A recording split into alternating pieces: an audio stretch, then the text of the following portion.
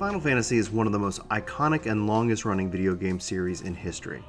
This is no small feat by any stretch of the imagination, and this legacy was almost put to an end. The tenacity and energy that it took to bring Final Fantasy XIV back from the grave is immeasurable, and not only did this man lead the charge, put in the hours, and succeed where no one else could or would even try, he saved the franchise as a whole. His first goal was to win back the trust of players, and as gamers go, that is no easy proposition. Yet, here is a man who not only rebooted Final Fantasy XIV while supporting the original 1.0 version, he has also launched 2 more expansions to that game, with plans for many more to come in the future. It's credits to his name that it's no wonder that Yoshi-P has risen up so fast and so high within the company at Square-Enix. His efforts have helped shape how Square-Enix develops and how they communicate, and so much more. Yet, it's with a conflicted heart that I feel that Yoshi-P's time as Final Fantasy XIV's director needs to come to a close. This is no simple statement I make lightly, because it begs the question, what next?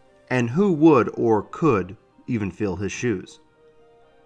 This is no statement made because of any one success or failure within the game's direction or design, but a long persisting thought that has continued to grow over time.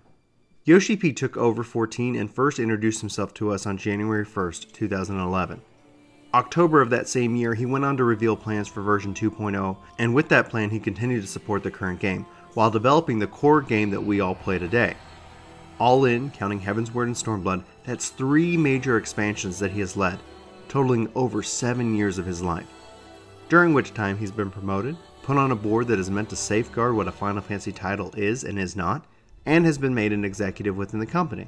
Now just recently, it's been announced that Yoshi-P has been made a director and executive officer within the company. It's with these promotions and additional responsibilities that it's time to see Yoshi-P's director role handed over to the next generation. The good news is, even if Yoshi-P were to hand over his director responsibilities, he could always and should stay on as the game's producer. He has long been pulling double duty, and doing all of that for 7 years is a taxing endeavor for any one person. So what could be next?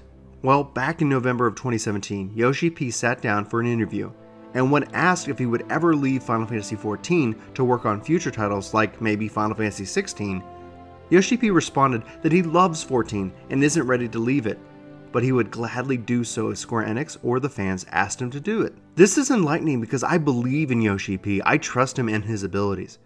I feel he knows what makes a great game, and it's with that in mind that I put my vote for him to direct Final Fantasy XVI. I've often wondered what he could do with a Final Fantasy game when he didn't have to save it from its first version while at the same time trying to rebuild it from the ground up. I've wondered what he would help create, what systems he would design, what story he would want to tell, if he was given the opportunity to do so. I also worry about his health and well-being, as well as the future of Final Fantasy XIV, because if Yoshi-P is Final Fantasy XIV and only Final Fantasy XIV, well, that's not good news for gamers, or the franchise once more. The continued success and the next trial for 14 will be in regards of how it can transition leadership without losing quality. This is no simple task. Yoshi-P has stated that he has to find the right person for the job, someone who loves the game and world as much as he does.